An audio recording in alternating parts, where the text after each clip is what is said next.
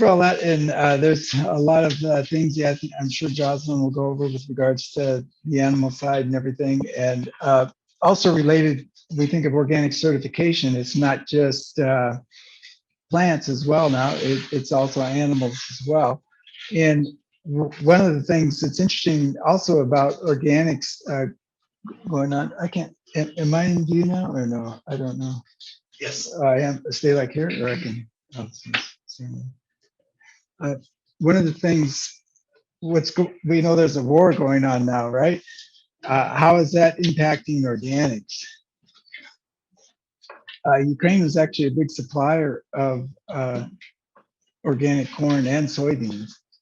Uh, and so if you want to grow organic poultry, what do you need? Organic feed. You need organic feed, and organic soybeans and corn is part of it. So that's one of the reasons why organic certified soybeans and corn are really high right now. So at least we'll just look at this. I I know most growers in Arizona are not certified organic. It's just a handful, especially direct marketers. But there is, certain niches here for organic production and certification. And if you can grow organic feed, I know Shamrock Dairy a long time ago said to me, the owners are saying, how come people don't grow more organic hay? And well, I don't know. I mean, a lot of it has to do with just getting certified and everything, but also just having a reliable market. But Shamrock wanted to make organic milk, and that's one area where there is pretty strong demand. So I mean, maybe organic feed hay is something that somebody would think about. First, I guess if we just look at it, I've got two photos here. Okay, so tell me which one is certified organic. It's a trick question. No, that's well, that's the whole point of organic certification, right? You can't tell by looking at it.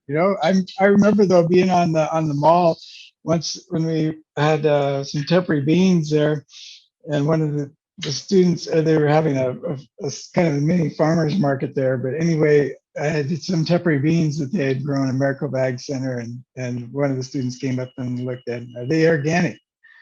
Because I can tell they're not organic. So, but yeah, the idea is you can't tell in terms of just by looking at something how it's whether it's organic or not. It has to do with what we would call the credence attributes. Okay, can I click or okay? So when we think of credence attributes, those are what lead truth to the matter, and they're generally established through third-party claims. This is a book we did a little while ago on looking at certification and labeling considerations. You can download this for free if you want on the website there. If you just remember valueaddedag.org, it's available there to download. But I guess one of the things we need to think about is what's the difference between labeling versus branding? I mean, so like this USDA organic there, that's a label, right? Agree that? But what's a brand? I mean, a brand is basically something that is much more, company specific. You might think of even like Wonderful Pistachios or something like that. That's related to the brand that they're promoting. Whereas when we think of like USDA inspected or USDA organic or fair trade certified, all those things go into what we would have a label that means something. With organic, we have the USDA organic here, and CCOF is the California Certified Organic Farmers Organization that kind of started out. Just use those as an example of one of the certifiers that goes and does some things with verifying on USDA organic. When you think about it, I guess this label has value primarily to producers that are selling to consumers that don't really know them, right? A lot of the producers that sell at the farmers market, or say you're taking product to the farmers market that you grow, what do you think the value of the organic label is for you?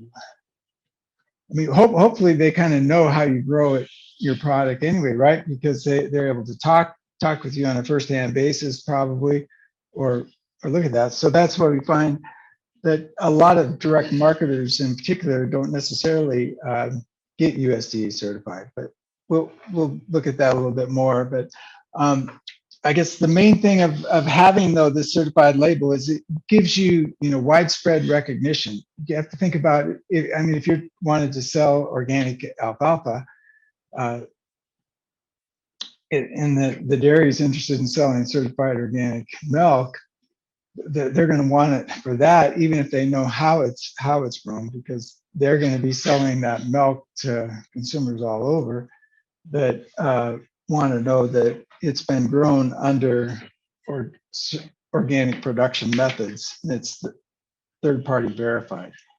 Okay, so there's a whole bunch of different labels that we can think of that are out there.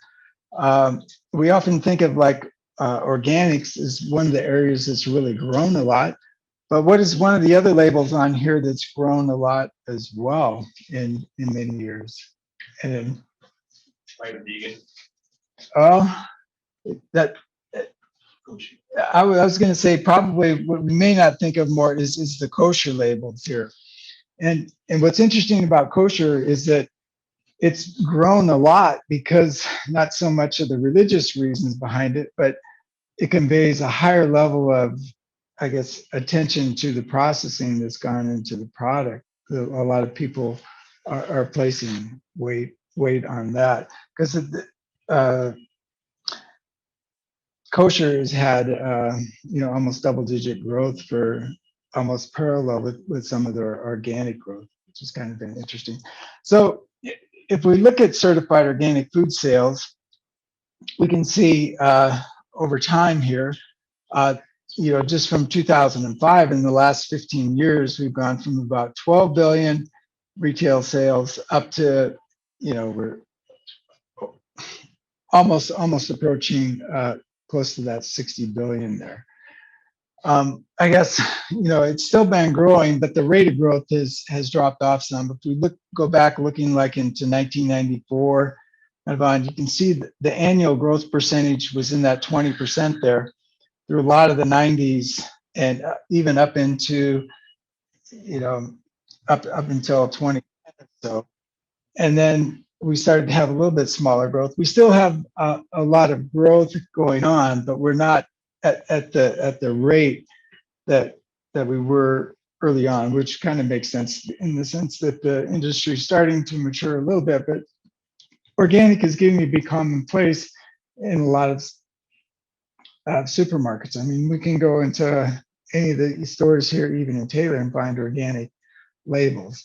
And what's interesting as well is that oftentimes organic combines with other attributes as well. So that, I mean, we think of, well, people are just buying it because of the certified organic, but oftentimes there's other things that are associated with it. It could be more healthier, like low sodium, chip salt, all those kind of attributes kind of get stacked in terms of the organic and work for that kind of health niche.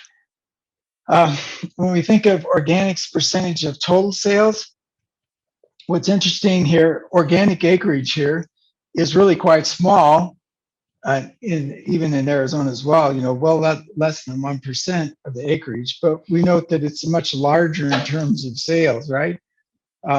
It's a higher price item, typically on land that is more productive, although there is a lot of organic pasture land. So this is just cropland here. They've taken the pasture land out because that would make the acreage go up quite a bit. And also when we think of organic food sales by type of food, we typically think of like fruits and vegetables, which are the most common here on the bottom. Dairy and eggs, being right up there, fitting in line with the demand for milk there. Uh, Meat, fish, and poultry, at the top there, uh, tends to be one of the smaller things, and part of it's related to getting the source of grain, source of feed for your meat. But also the other thing too, some studies we've been involved with, is that the a lot for the meat, the consumers are more concerned about the hormones in particular and whatnot. So that, if you have natural as a label, that is fairly competitive with the certified organic. Okay, is there a action or can I close? Well, you can't fall asleep, man. Everybody's gonna know it. Everybody else can fall asleep. Okay, so just why do we grow organic? Price premiums often is one of the reasons, not exclusive reason, but there's a lot of reasons for growing organic due to the whole sustainability, and we'll talk about that in terms of the requirements and whatnot. But this is back a ways. This was summarized from some premium data, but a lot of it still holds in the sense that are like eggs, milk, leafy greens are kind of at the top there in terms of having some of the price premium associated with organic. Coffee, even organic coffee, can be a fairly good premium. Okay, can you go? Okay, so in this publication here, certification and labeling considerations, we talk about it in terms of why is it some people will pay more for different things. And Gene Kinsey Soda put together this hierarchy of consumer preferences, in the sense that consumers are first looking, for nutritious, safe, affordable food, convenient, but then they're willing to do things that promotes health, which would classify as organic, living well, but also statuses and causes. What is that? One of those labels we had on there, the fair trade, fair labor, whatnot. That is something that kind of is at the peak here in terms of what people are willing to pay for. And as incomes increase, they'll increase in terms of their ability to pay for these kind of items and activities. But when we think of it in terms of the consumer attributes here, there's 5 basic questions here that the consumer would think of. Does the food product affect the health of my family? The number one, like we talked about the health. The other thing is, we can advance here. Does the production of the food product treat animals in a humane way? Okay, so it's not just herself, but in terms of how the animals are treated. In animal welfare, there's people that have ranches that are just selling their product based on the treatment of their animals. Next, are the production processes environmentally friendly or safe? So not just the production, but how it's processed. Another thing, this relates to fair wages and whatnot. Are other people affected by the production and processing techniques? So these are 4 things, and the last one, where kosher kind of falls into, as well, does the product conform to my religious beliefs?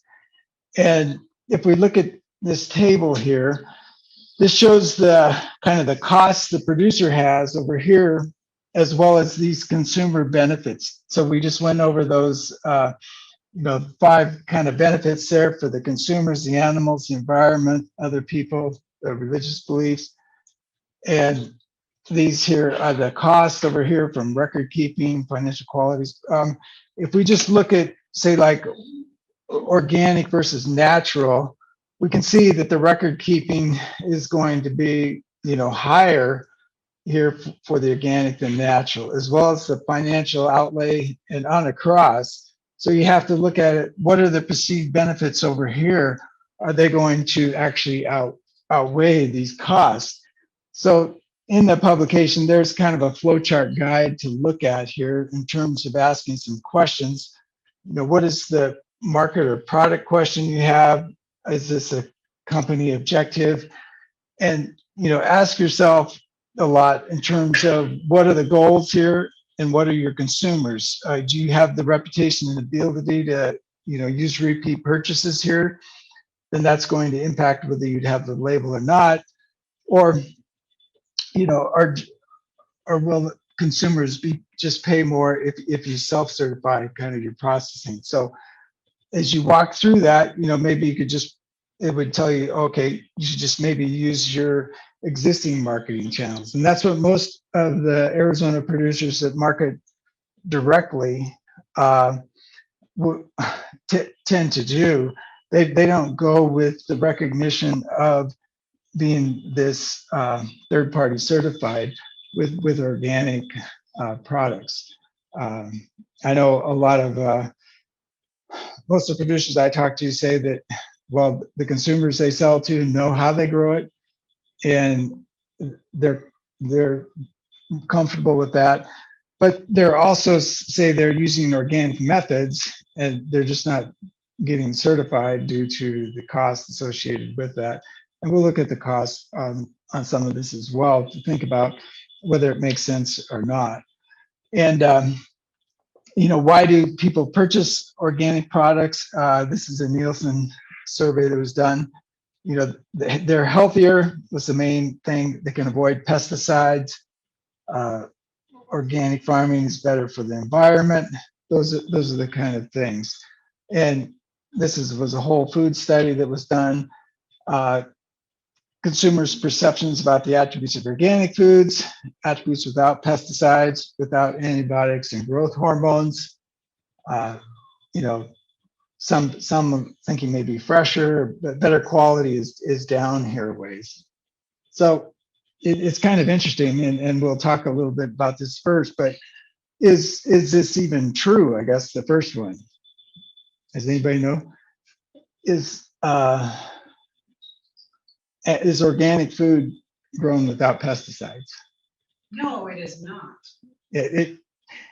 Well, we'll discuss it. In general, it is not grown with synthetic pesticides, but it's possible that it does receive a fair bit of pesticides on some things, because there's a whole list of approved organic product pesticides. So if your first step in terms of crop rotations and all that doesn't work, and then you do have pesticides, there's a lot of materials that can be applied. And in some cases, they're being applied at heavier rates, maybe conventional, because they're not as effective. But so in terms of without pesticides, yeah, it's not necessarily true, because there's a lot of organic production grown that does receive pesticides. I mean, you wouldn't know that per se either. But so with regards to just kind of an overview of the process, I'm just following the California Certified Organic Farmers process. There is a application fee, and there's, of course, several inspections that you have to pass through. And they actually do even like test your water quality as well too. So that's, especially when you start, they'll be testing your water quality of your source there. So that'll give you an idea as well if there's any, I don't know that they detect heavy metals in there, but they do detect, if you have abnormally high nitrogen or elements like that.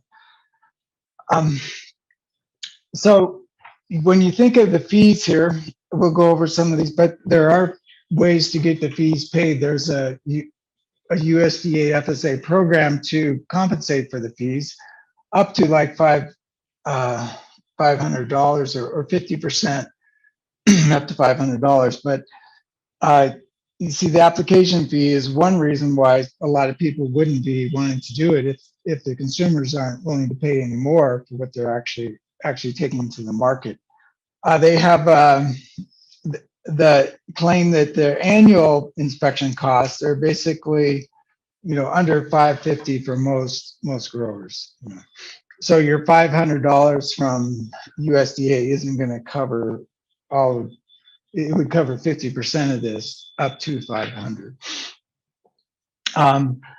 Annual certification cost does go up the more that you sell in terms of your gross organic production. Handlers and processors have a separate kind of schedule. They just add on the value that they add there. And there's a table that they actually have here in terms of the organic production value here, whether you're a crop or livestock producer, and then different if you're a handler or processor. So the handler processor has more fees than as a producer. So if you're, processing, that's something to keep in mind as well. Just a quick clarification, Angel asked, are there ways to find out more about the pesticides and what it does to plant, human, and animal growth? And with the pesticides to the body of plants or ground over time?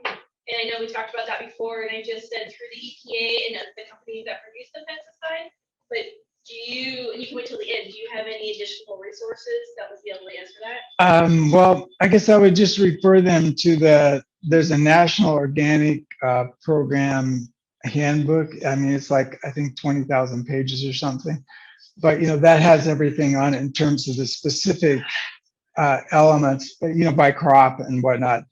But you can think of even what was one of the reasons why we had BT put into genetically modified genes, basically, in like cotton, corn, whatnot, because the BT is actually an organic substance that's approved for spraying, or organic and BT. So, yeah, I mean, there's just so many different things out there. So, but a lot of the times, most of the pesticides tend to be almost like soap additives and whatnot for like a lot of the leafy greens in particular. They're almost like a soap kind of based product to combat some of the pest outbreaks. So they're typically not very effective, but they would tend to wash off as well too with the weather. Okay, so in terms of the crop regulations for the National Organic Program, you need an organic system plan. This relates to the whole sustainability and everything of organic, the mindset, the land requirements, soil and crop nutrition, seeds planting. All this pest management is part of a whole system planning in terms of how you're producing. So, even though you maybe don't want to do certified organic, you can learn a lot in terms of the different requirements here and things that are followed here if you're growing with organic methods here. So that keeps in mind you're integrating the cultural, biological, and the mechanical practices that foster the cycling of our resources, sustainability, ecological balance, and conservation through having a lot of biodiversity. With the land requirements, okay, so there's no prohibited substances 3 years prior to the harvest of the organic crop. So prohibited substances would be, synthetic pesticides, or, you can't put Roundup on the soil, and then it would be another 3 years before it would be eligible to be organic, to go in there. So you also have to maintain defined boundaries between buffer zones, and this depends. It's really interesting to go to California sometimes because they have to map out all their crops, and they're largely considering what is the appropriate buffer zone in terms of the neighbors, because you can see they could get cross-pollination if they have a crop that's too close to their neighbor's crop. So they're kind of all trying to figure out where they can grow, celery, say, for example, or some crops, so it won't cross-pollinate with a neighbor that's growing that same crop. So that's a big challenge as well with getting certified organic is just your land boundaries and things that you might have for specific crops there. We talked with that drift, exactly. Yeah. So that's what they're accounting for, but it's not just drift. It's also cross pollination in terms of insect movement through the, especially if you're growing organic seeds. Yeah. So the crop nutrient practices here. So this is actually the background. There's some horse manure that Herbert and I got to compost. So, but you can imagine a lot of this just, you know, a lot of people, it could be applied, but there's certain intervals here. So if you think of raw manure, it must be applied with these pre-harvest intervals, and it depends on the crop, you know. So, I mean, we don't want to have raw manure applied and then be growing carrots, right? Because that's a crop where we're going to be pulling up the soil and whatnot. High probability of contamination there. So, you know, there's requirements there in terms of for applying raw manure. Compost must be made in accordance with the National Organic Program requirements, you know, keeping that temperature up to that 130 degrees. Cover crops are part of it. And also we're trying to minimize soil erosion by having a lot of things on the ground. So even on organic pasture, you'd have to think about having sufficient cover there so that we're minimizing water runoff. You know, we're increasing that soil infiltration rate.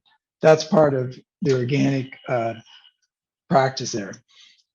With seeds and planting stock, it must be organic if available. Transplants even have to be certified organic. But perennial stock can be managed as organic 1 year prior to the harvest. So, you know, if you had banana trees or something like that, you manage them as that for such you don't have to rip out the banana trees and plant organic seeds. Why not? Right. Crop rotations. This gets back into using kind of rotational crops and have pest management practices that will you know, minimize erosion, minimize the need for spraying of a lot of crops. And like pest management, like you said, first it's the preventative practices, the best management practices here.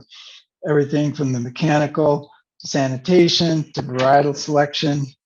But if you have an outbreak of, like, say, whitefly in Yuma, then the second would be the application of the allowed materials. And that's where you get into possibly a lot of pesticides being applied, even though they're not synthetic. They would be naturally occurring. So here's just a page of other resources that are available on organic production and whatnot that are pretty good. There's a National Organic Program here link. The CCOF, California Certified Organic Farmers, has a lot of material as well. And actually the Washington State Department of Agriculture has quite a bit on organic production as well, because organic production is concentrated largely on the West Coast states and some in the Northeast. That's sort of like. But I guess when we look at it in terms of Arizona, we'll look and see, you know, how many farms, first off, does anybody know, is anybody here certified organic? Does anybody know anybody going certified organic?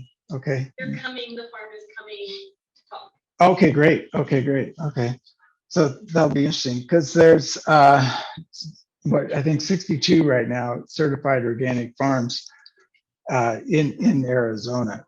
But it is kind of interesting. We'll look at some of the growth trends here just from the census here. If we look at organic farms in the U.S. and Arizona over time, you know, the organic farms have kind of been up and down in the U.S.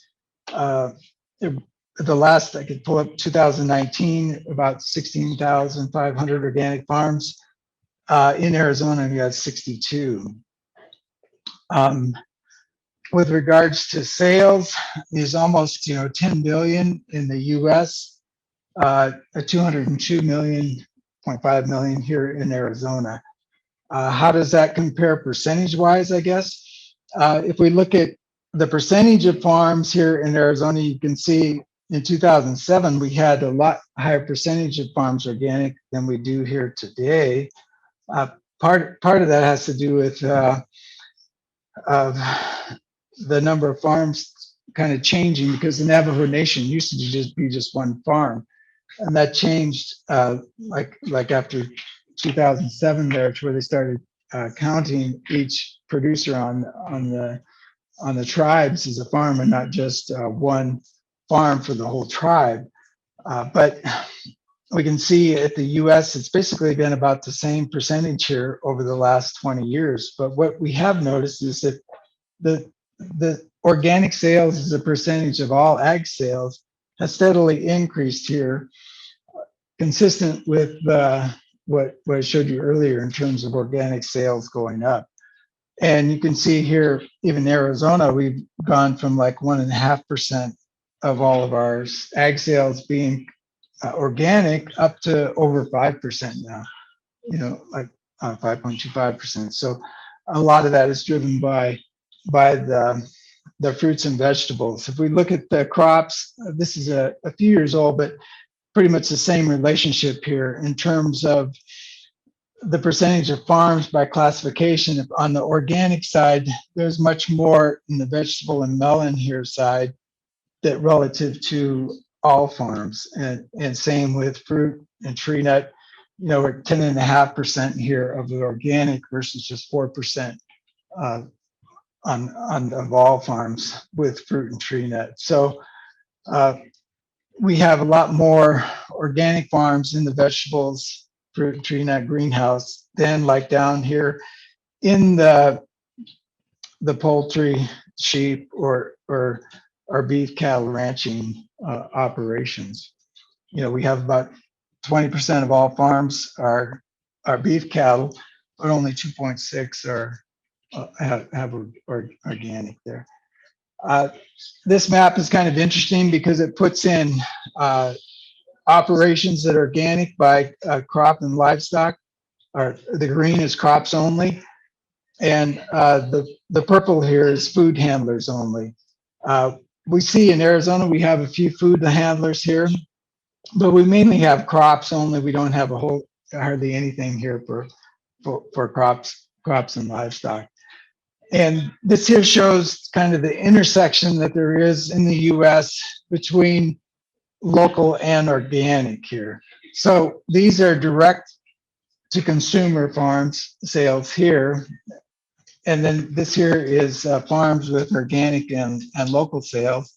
Right here, this is farms with organic sales. So you can see it's a fairly small intersection in terms of organic with farms that market direct to consumers.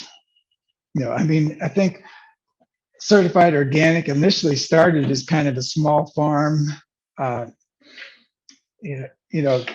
to raise the playing field for the small farms and help them market directly. But over time, it's kind of shifted to be almost more of a larger farm thing in terms of getting certified and then shipping our produce out of state. But the largest organic farm I mentioned, Duncan's down in the East Valley of Phoenix there, they sell out a lot, everywhere. But they do a really good job, I guess, in terms of composting a lot of things from around the Phoenix area, all kinds of manure, green material, recycling a lot of that, and that's been a big benefit for the community, I think, in the Phoenix area there. These are just some farms around there. So I guess at the end of the day, though, when you're thinking about it, should you be certified organic or conventional? You have to think about what the price is going to be, right? You also have to think about what your yield's going to be. Because if you're growing organically, are you going to have higher or lower yields than conventional? It can vary, but for the most part, most people would say your yields are probably going to be lower if you're growing organically than conventionally, just because you're not able to use the fertilizers and whatnot, in particular for like grains, or even use all the synthetic pesticides that are available if you have an outbreak in your wheat crop or cotton crop. So yields they're typically a little bit lower for certified organic and conventional, and cost. Sometimes you might have some fewer costs, some more costs, but all these influence on returns. We'll look at a couple studies there on that, but when we look at study that was done here by Savage here on the organic yield differences here for organic versus conventional, you basically had, spinach being quite a bit less here for on organic than conventional. There was a few crops you had down here, snap peas, sweet potatoes, where they actually came out to be more, but you can see for the most part, the conventional yields were much greater than the organic yields. On the price side, there's a few resources. I just put these in here. You can go to the website and look at them. But let me go to the next.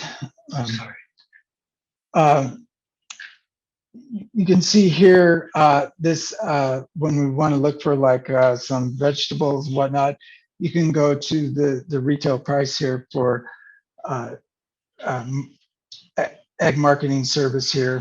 And like if we look at our sweet potatoes here, you see the weighted price for conventional is like 92 cents per pound, whereas the organic here is like 277 per pound. So that's almost a threefold increase there.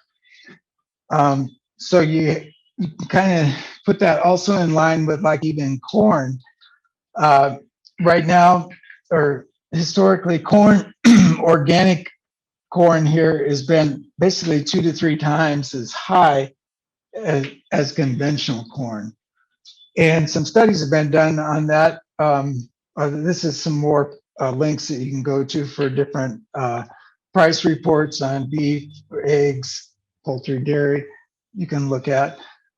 But in looking at kind of the returns, like for that corn, what is the difference between the conventional versus the organic? And Michael Langmeyer here at Purdue, he came up with, like for corn here, he was saying on his estimates that the difference in terms of the per acre return for like conventional corn was 71 cents, whereas the return for the organic corn was almost 4 times that at 396. For alfalfa, he had a much greater difference here, being 59, almost $60 per ton versus 57. I mean, it's not a huge difference. They're pretty close, but the corn has probably the biggest difference there. But he did come up with a negative down here with the wheat. So this just shows that I guess there is potential for organic production, but you have to think about it in terms of your operation, what works. Because like even in for soybeans here overall, it was more profitable here for the organic, $8.50 a bushel versus $3.77. But there are some farms in this study where the organic soybeans was less profitable than the conventional. So, a lot of that just depends on your operation. We have a lot of organic production in Arizona for one crop. And why is that? Anybody know what the crop is? No, it's pecans. Why do we have a lot of organic pecan production?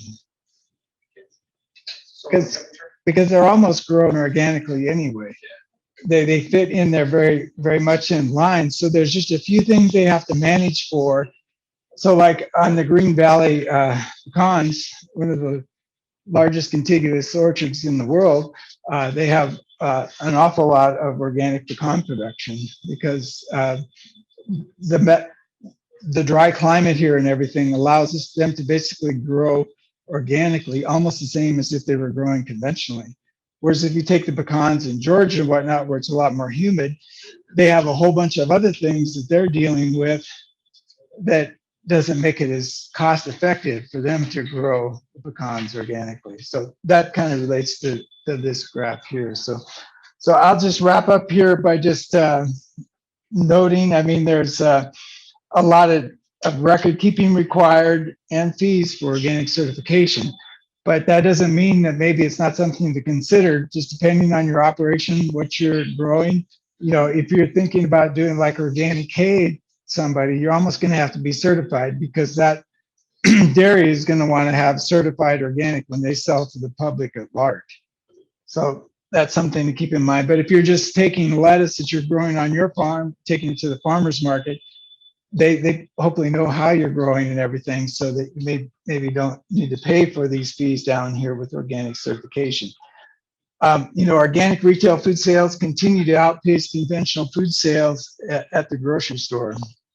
You know, so that's, I guess, I think organic is definitely here to stay. You know, some people thought organic was going to be a fad that was going to go away, but we've seen it grow in strength a little bit. It's probably not going to be mainstream for a long time, maybe ever, but we definitely know it's a viable market for a lot of growers out there.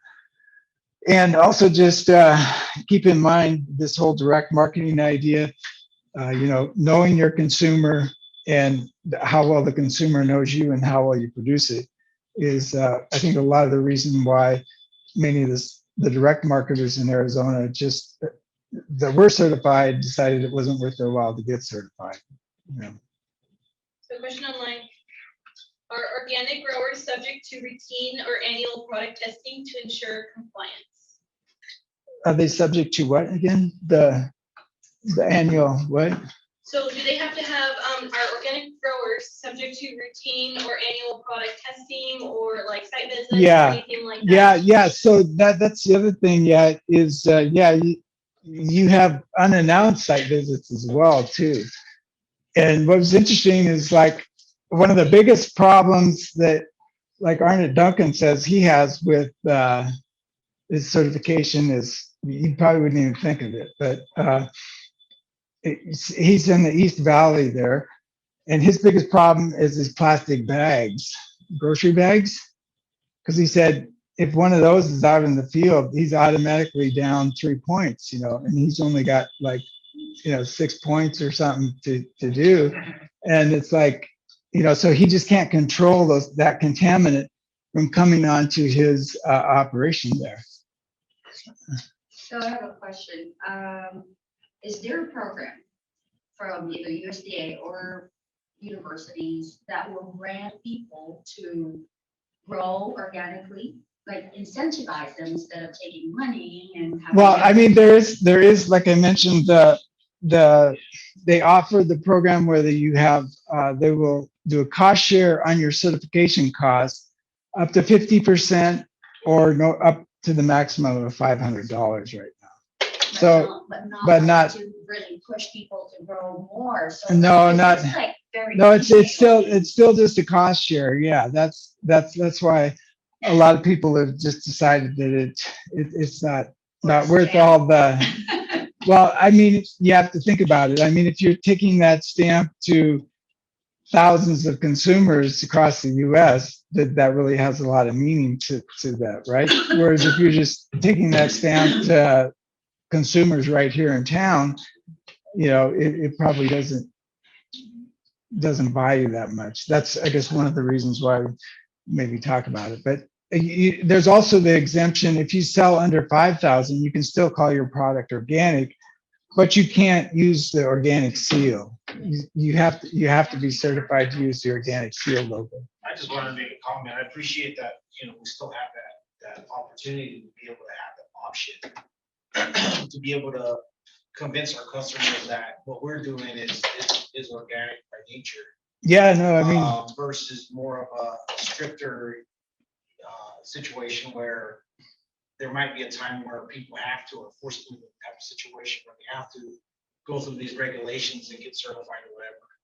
yeah, but no, it's I mean, a lot of the direct growers will tell their consumers they're doing beyond organic in terms of some of the things that are required and what they're working towards in terms of their sustainability and whatnot. So that's, but if you have, 100,000 consumers spread out across the US, it's pretty hard to tell them that you're doing that without having that USDA logo there. Only works on small.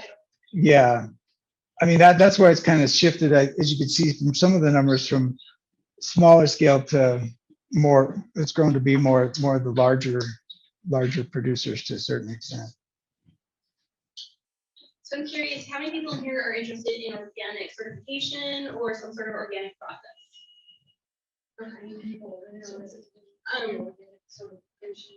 Okay, so there's a couple things and there, as far as resources go, and for your incentivizing the actual process, while Dr. Tron said that, mentioned there's not.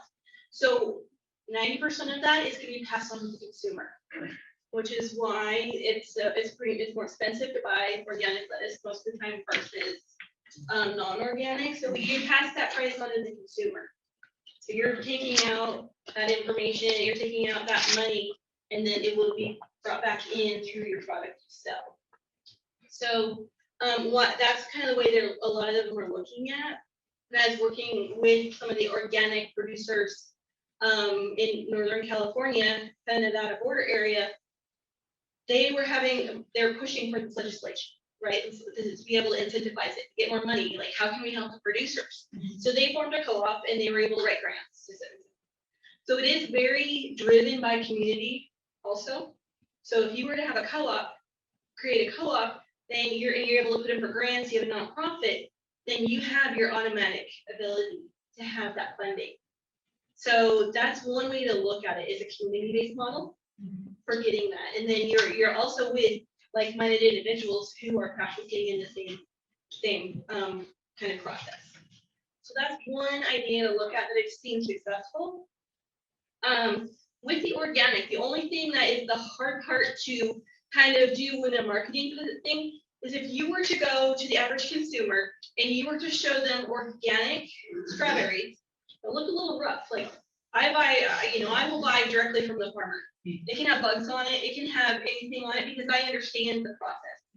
The average consumer is not going to want a piece of dirt on it, right? So, yeah, so you basically, there's two things, yes, the washing process, but you are using post-production, like chemicals and cleaners. And by chemical, remember, everything is a chemical. Dawn is a chemical. BT is a chemical. Neem oil is a chemical. So Omni certified chemicals are what organic producers should be using during post-production. And that's what's going to be able to keep your market value with your produce. Because you're going to have a hard time convincing average consumer not to buy this shiny kind of ugly strawberry that doesn't taste great, but it's shiny, it's pretty. We love our shiny pretties. Whereas you're going to hand them organic that aren't as shiny, but they're delicious. You need to help them understand and bridge that gap on how to understand that concept.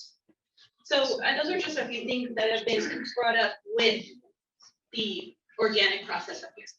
There's not enough organic up here, and Pandora Farms is going to come and talk about it because it's so hard. It's so complex. It requires insane paperwork, constant monitoring. I can't be organic on my farm because I have 2 corn farms right by me. One sprays, one doesn't. So the ability for to keep my neighbors and farms from spraying in there. So what I do,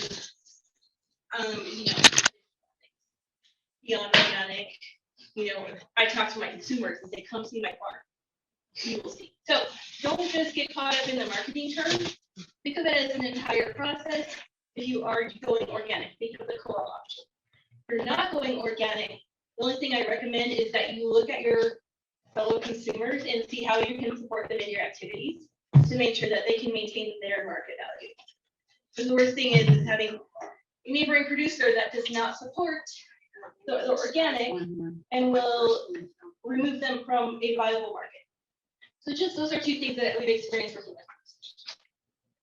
Yes, so the one thing I forgot to mention too is that one of the larger costs can be paying the travel expenses for somebody in California or Mexico to come over and certify you too. Because we don't have any organic certifiers in Arizona right now.